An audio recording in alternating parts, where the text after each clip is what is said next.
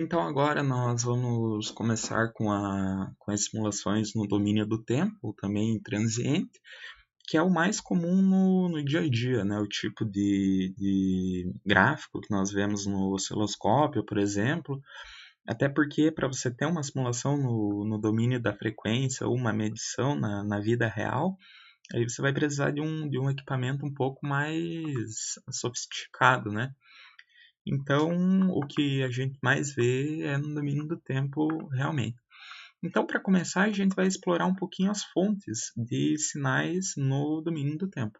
Então, a gente vai começar aqui com a tecla V, né, para adicionar uma fonte. Vamos colocar um GND aqui. Tecla S para aumentar aqui um pouquinho, né, deslocar ele. Vamos colocar aqui um pedacinho de fio para dar um nome para essa saída aqui, né? Então, ESC. Aí vamos adicionar um nome, vai ser saída. Ok, vamos colocar esse nome aqui. E agora vamos editar a fonte aqui, botão direito do mouse aqui, avançado. A gente vai pegar essa opção aqui que gera pulsos, né? Que é o que você pode ter no laboratório no gerador de função, né? Então vamos colocar uma onda que ela vai de 0,5 volts. O delay aqui, vamos deixar em 0 esse delay. E aí aqui que está o principal, né? O tempo de subida e descida e o período ligado e total de sinal, né? A nossa onda quadrada, idealmente, ela sobe muito rápido e cai muito rápido, o que dá essa forma quadrada para ela, né? Então, para simbolizar isso, a gente vai colocar um pico segundo tanto de subida quanto de descida, e o tempo ligado ele vai ser bem maior quando comparado com esse tempo de subida e descida, né? Então, por exemplo, a gente coloca 1 milli para subir e 2 milli como período total de sinal. Então, ele fica 1 milli ligado e 1 milli desligado, que totaliza 2, né? Aqui você dá um OK. Vamos configurar uma simulação aqui do tipo transiente, né?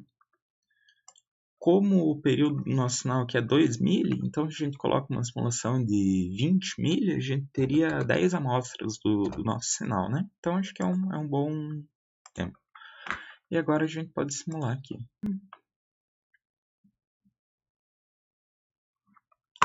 Vamos pegar a tensão aqui na saída. Aqui está o nosso pulso, que vai daqui de 0 até 5. Deixa eu só mudar a visualização aqui para a gente ver ela mais centralizada, né? Vamos colocar ela de menos 2 volts até 7. Aí vamos dar um OK aqui. Ó. Então a nossa onda que o menor nível é 0 e o maior é 5 e ela sobe e desce bem rapidamente, né? Aqui, caso você queira, você pode fazer uma onda triangular nesse mesmo, usando essa onda quadrada, né? Então, a nossa onda triangular ela vai demorar um pouco mais para subir e demorar um pouco mais para descer. E o tempo que ela fica ligado aqui, ele é bem pequeno. Então, aqui, deixa eu dar um espaço aqui para centralizar, ok? Então, a gente vai editar aqui, botão esquerdo. Você pode editar por aqui ou o botão esquerdo diretamente em cima da fonte e editar aqui, né? Então, a gente vai querer que ela suba e desça lentamente. Então, a gente vai colocar 1 milli. 1 milli aqui também. E o período que ela fica ligado, ele vai ser bem pequeno. Então, a gente pode colocar um pico. Então, vamos simular novamente, ok? E vamos simular aqui.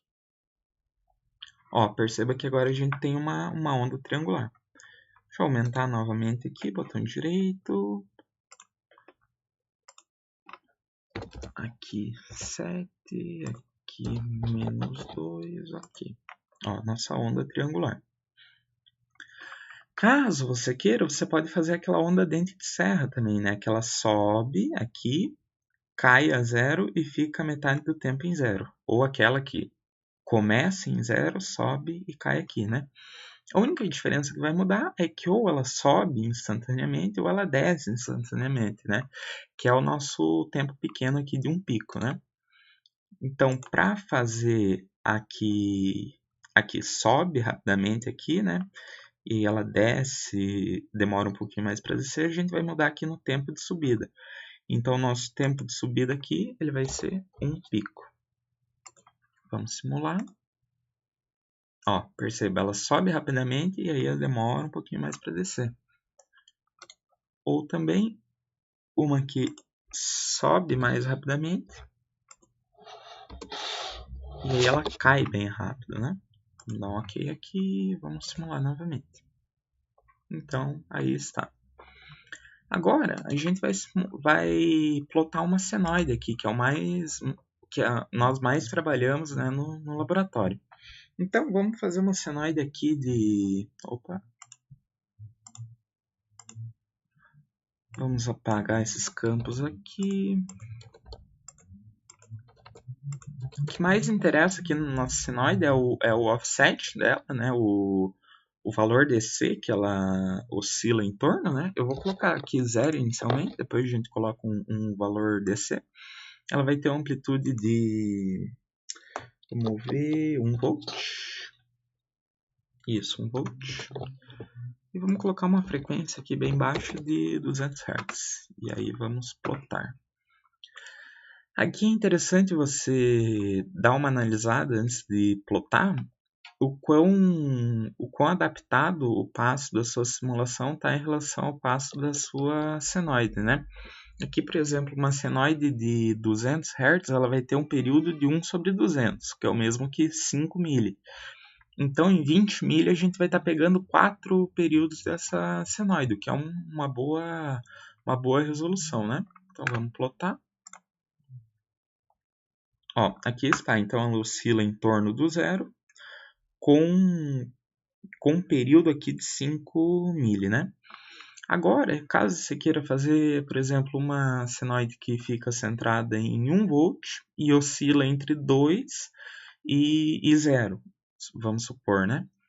Você não quer uma parte negativa, então você vem aqui, botão direito do mouse, e aí você vai colocar um offset nela de 1 volt. Vamos ver aqui. Ó, aqui está, ela oscila de 1 até 2 e de 1 até 0. Vamos dar uma editada aqui, vamos colocar de até 3 e até menos 1. Ó, perceba que ela nunca passa aqui para baixo, né? Nunca fica negativo aqui. Agora a gente pode também relembrar aquilo que nós vimos da variação paramétrica, né? Então vamos voltar aqui para 0 e vamos supor que a nossa amplitude é variável. Vamos colocar aqui então o valor A, sempre lembrando que ele vai entre chaves. E aqui a gente vai colocar uma variação paramétrica. Então, ponto step param. E aí vamos dizer que a nossa amplitude A ela vai de 1 até 5 com um passo de 1 volt. Então, ela vai ser 1, 2, 3, 4 e 5. Então, vamos colocar aqui. E aí vamos simular. Ó, então perceba que ela vai ter várias amplitudes, né? Aqui amplitude 1, 2, 3, 4, até 5. Então agora que nós já estudamos as fontes aqui no domínio do tempo, vamos estudar alguns circuitos. Então deixa eu apagar isso aqui. Vamos tornar a amplitude aqui conhecida. Eu vou colocar 1 por enquanto. Deixa eu apagar esse nome aqui. E agora vamos colocar um circuito simples com um resistor e um capacitor. Então, tecla R para o resistor, vamos girar ele aqui, Ctrl R, e vamos colocar um capacitor também, atalho C. Vou colocar o capacitor aqui, vamos conectá-los, atalho W, aqui, aqui, opa, e agora aqui. Vamos colocar um GND aqui, aí a gente puxa ele para baixo com a tecla S. Ok. Aqui eu escolhi para esses componentes, eu escolhi 10K e 15 nano para amplitude, para impedância deles ficar meio próxima, para o sinal que a gente vai olhar na saída não ficar muito atenuado, né? Então 15 nano. Aí de amplitude aqui a gente vai colocar 10 volts e uma frequência de 100 Hz, ok? E vamos colocar um passo de simulação de 50 mili. Ok. Então aqui a gente vai explorar aquele conceito do avanço e do atraso que o capacitor ou um indutor eles provocam nas tensões, né? Então aqui vamos nomear esse nó aqui como capacitor. Vamos colocar aqui, vamos chamar esse de fonte. Ok. Vamos ver se está tudo certo. Passo da simulação, frequência, valores. Ok. Vamos simular aqui então. Aqui nós vamos plotar primeiro a tensão na nossa fonte. Opa, ó, aqui ó, vocês lembram que eu comentei da polaridade do resistor aqui no simulador? Você pode ver que a corrente ela está vindo do capacitor e indo para a fonte. O que a gente quer é ela vindo da fonte e indo para o capacitor. Então é só inverter aqui. Dá um ESC, aí você clica M no teclado, pega o componente, dá um Ctrl R e posiciona ele novamente, ok? Vamos simular novamente. Ó, agora sim. Então vamos pegar a tensão aqui da fonte, uma senoide, né, com 10 de amplitude. Vamos pegar agora a tensão aqui no capacitor. Você pode ver que é igual a da fonte, né? Isso porque o resistor é um componente que não tem uma característica de defasar a tensão, né? Aqui a corrente no capacitor é a mesma que passa no indutor. No capacitor. E aí aqui a gente vê o comportamento do capacitor, né? Que ele faz com que a corrente fique adiantada. Porque você pode ver aqui, né? A corrente, o pico da corrente ocorre antes do pico de tensão. Por isso a gente fala que ela está adiantada, ela acontece antes, né? Isso aqui acontece porque o capacitor ele armazena energia na forma de campo elétrico, né? E o campo elétrico tem uma forte ligação ali com a tensão. Então, a tensão no capacitor ela está sempre um pouquinho atrasada com relação à fonte. Enquanto a fonte está subindo a tensão dela, a gente vê aqui, ó, deixa eu dar um zoom aqui, ó. Enquanto a fonte já está num valor de tensão, vamos dizer 1.6, o capacitor ainda não está, ele está se carregando, né? E aí isso faz com que a corrente fique um pouquinho adiantada nele, né? E isso geralmente ali da ordem de 90 graus, isso, que a corrente fica na frente da tensão. Deixa eu voltar para isso, voltar a centralizar. Aí pro indutor a gente vai ter um efeito bem parecido. Então deixa eu mudar aqui um pouquinho o nosso circuito. Deixa eu deletar esse capacitor, esse resistor, vou colocar um indutor aqui. L, vou girar ele. E vou colocar ele aqui, e aqui embaixo vou colocar um resistor.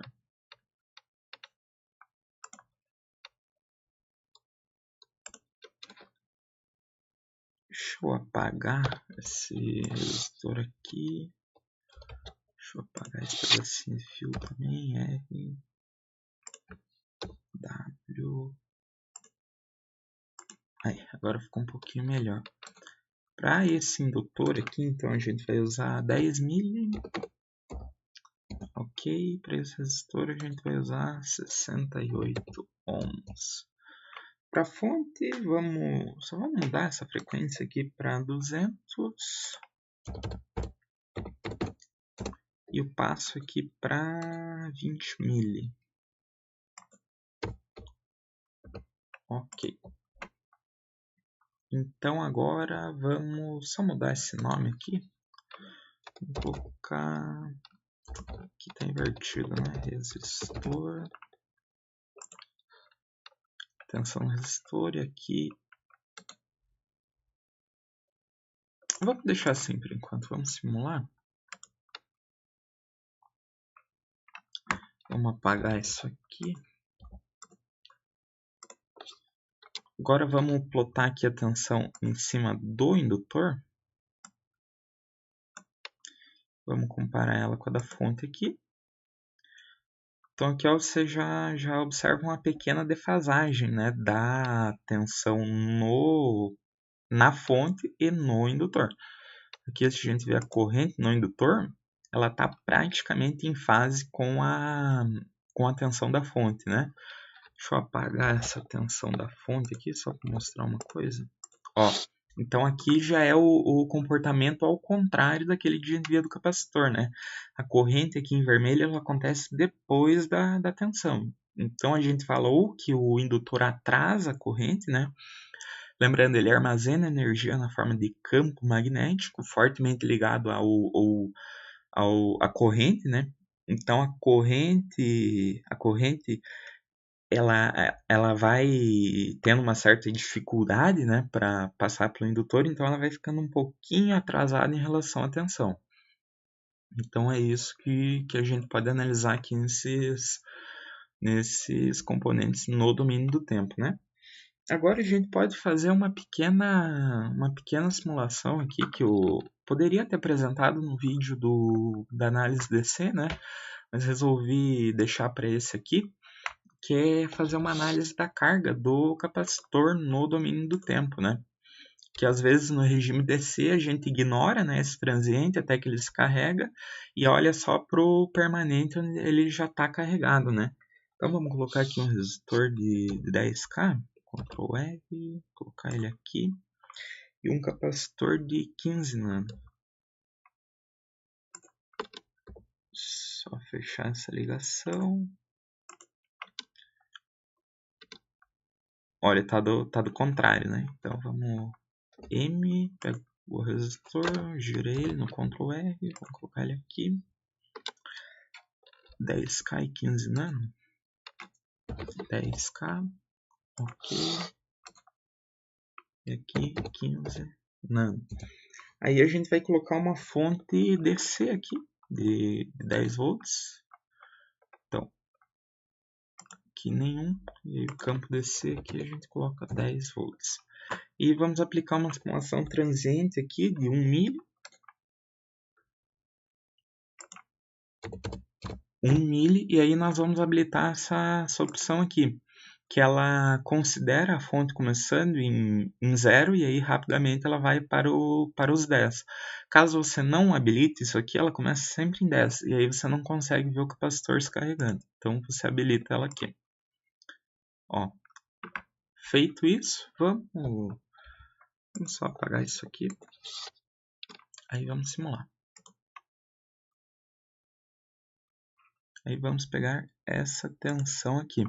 Ó, você pode ver que a tensão ela começa em 0 e vai até 10. Melhor pegar da fonte aqui, mostrar isso, né? Ó, ela começa em 0 e vai a 10.